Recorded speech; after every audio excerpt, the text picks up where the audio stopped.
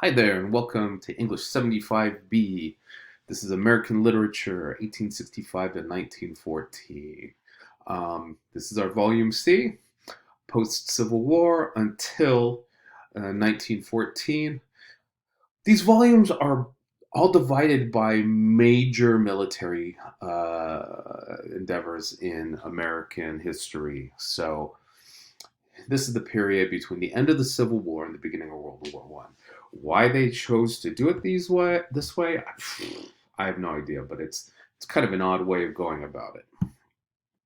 So without any further ado, we're going to talk a little bit about how the nation has changed. If you've taken 75A with me, you know that the period before the Civil War, America is really coming into its own with its own national identity. This continues demographically, geographically. This period is marked by huge expansion and growth within territories. We've got the Transcontinental Railroad, which connects the West Coast and the East Coast, and that helps facilitate travel of supplies, goods, and information back and forth. And the frontier officially closes in the 1890s. Now, what that means basically is that according to the 1890 census, there was no square mile of the US that did not have at least two people living on it. The whole idea of the frontier is so crucial and so important in the American imagination and in its art and literature. Lots of other cultures don't have this same idea that there is always something more to be explored and to use to better oneself. Case in point, a lot of you know that there's a Disneyland in Japan called Tokyo Disney. Well, they have a frontier land, okay? But the word frontier doesn't really exist in the Japanese language. And part of that is because, they've been on an island, mapping that island and knowing that island for so long that there was nothing unknown to a certain degree like there was in the United States, at least to its European immigrants. Native Americans, that might be a different story. So what did they call frontier land? They called it Western land. Go figure. We also have expansion that goes beyond the continent. We have the Spanish-American War, and that gives us places like Cuba, Puerto Rico, the Philippines. Now, keep in mind that this is really the formative moment of American imperialism outside the continental U.S. As much as the United States was railing against imperialism when they were British subjects, they certainly went out and did their fair share with these. Hawaii gets annexed as a territory. No Spanish dominance there. There was also a very important impact on Native Americans. A lot of them were moved into reservations. A lot of you are very familiar with, that stain on American history, the Jackson's Trail of Tears. We also have something called the Dawes Allotment Act.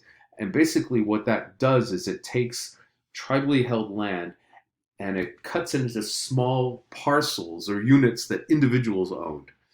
And then what happened was a lot of these got sold off either in very, very bad business deals or through outright fraud and deceit. Either way, that amounted to about a reduction of 90 million acres of Native American land.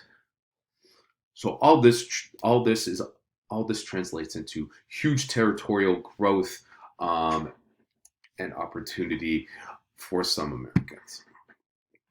And there's a picture of the Transcontinental Railroad being finished and its signature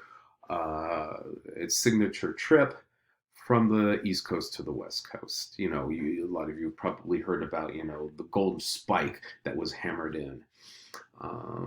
There it is, and this is in this is from the line that went from St. Paul, Minnesota to Portland, Oregon.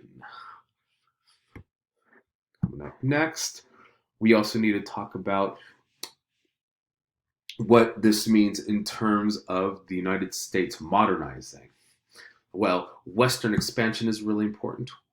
We have the end of the Mexican-American War in 1848, and that means a huge sum of land for the United States via the Treaty of Hidalgo. That gives us Arizona, California, New Mexico too, I believe. Quite a bit of land. Homestead Act allowed any American, including freed slaves, to put in a claim for up to 160 free acres of land that was owned by the federal government. And by the end of the Civil War, there were 15,000 of these claims at least, and that eventually booms to 1.6 million individual claims. And moving on after that, we do have the end of the Civil War, transition into a peacetime economy for the most part, and with that, return to urban centers that had been, decimated beforehand, but also desire perhaps to get away from certain centers that just brought back terrible memories of that conflict. And we did talk about the closing of the frontier already, and a huge influx during this period of immigration from Europe and Asia. Now, part of that transformation, when we're talking about the frontier, has to do with the representation of the West. And that still really reigns high in the American imagination. You've got these dime novels about people of the Wild West, such as Kit Carson, who was a very good shot apparently. And all these lead to these romantic notions of establishing oneself in nature, going where something has not been, leaving behind the corruption, the failed social structures of earlier generations and older places. And Americans still have this thing about cowboys, right? Space exploration. It's in so much of our media. Think how long cowboy movies were the reigning action genre. Still made a bit of a comeback lately, too. Now, going back to immigration, it's important to know that as far as Asian went, a lot of the immigration was coming from Japan and also from China. The Chinese immigrants worked on the railroads, and they often do the toughest work for the cheapest. That's not a new story for America. But there was a bit of a backlash after those labor pools or those labor needs started to dry up during downswings. Just found out the city that I live in had its own Chinatown. Redlands had its own Chinatown too. There's a road near where the 10 and the 215 meet called Cooley Road. Coolie is another word for a Chinese immigrant. It's a derogatory kind of racist slur too. Sometimes we forget how important they were in helping establish those transportational corridors that allowed for America to expand and grow so quickly. Here we got a little shot here. This is what we're talking about when we're talking about the Spanish-American War. Definitely a hot button issue, as many wars are. I don't really have anything else to say about that. Instrumental to the Spanish-American War were military groups like the Rough Riders. If you look in the back row here, sitting down, you're going to see our very own Colonel Roosevelt, Theodore or Teddy Roosevelt. And they fought in Cuba during the Spanish-American War. And Teddy Roosevelt becomes a very instrumental figure just for this idea of an American expansion that bordered upon imperialism in a lot of places.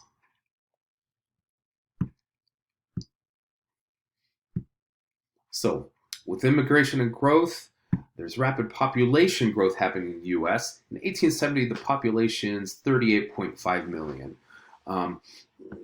Not that many people at all. That's roughly 1/10 of what the American population is now.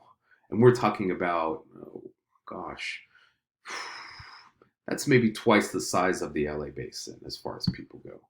But by 1910, we're talking 40 years, that population almost triples.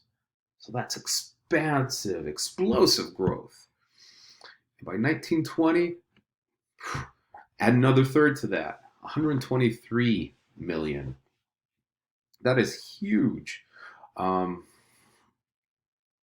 And with that comes great opportunities, but also comes a lot of growing pains. Like I said before, it is mostly about European immigration. But this is also a point in American history where moving to the city becomes a powerful social drive, because in general, capital can be accumulated a little more quickly there, and there are more resources there, and not everybody wants to be a farmer.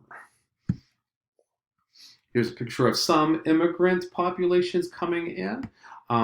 This is an Italian family, a mother with her 3 children at the Ellis Island immigration station, right near Statue of Liberty. If you ever get a chance to visit, it's a fantastic piece of American history still standing. My mother's grandparents went through that station. I'm half Irish on my dad's side, but I'm half Sicilian on my mom's. So when I got to go there, it really touched something in me, because, this is where they got their opportunity.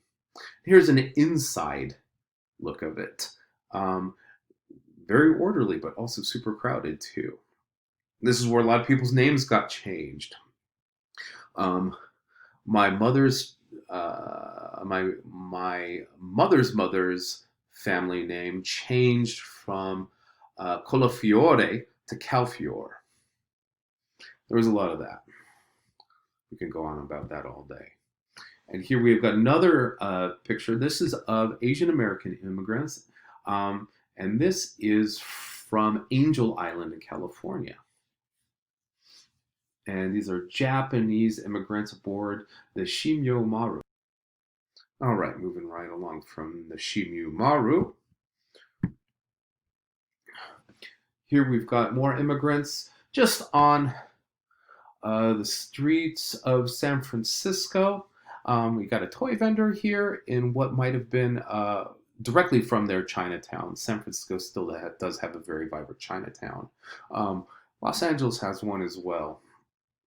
What's important to keep in mind about these pictures is that we do get immigrant communities establishing their own kinds of neighborhoods and attempting to keep parts of their culture alive. What's also really crucial is that we are beginning to see the prevalence of photography. And this is a huge historical marker, because it does make it much easier for us to understand and relate to what's happening with people during this interesting period. Here we have Mulberry Street too. This is in one of the 5 what were called points of Manhattan around 1900, and this was an overflow area of Manhattan where freed African Americans lived, and also Irish immigrants lived. And the Irish were looked, as far as European immigrants go, were looked down pretty heavily. Part of this was based on religion. We still have the predominant powers of the United States, being white Anglo-Saxon Protestants, and most Irish were not English, obviously, and they were also Catholics. So there was a lot of cultural friction there. We'll stop it right there. Get ready for part 2 in a minute.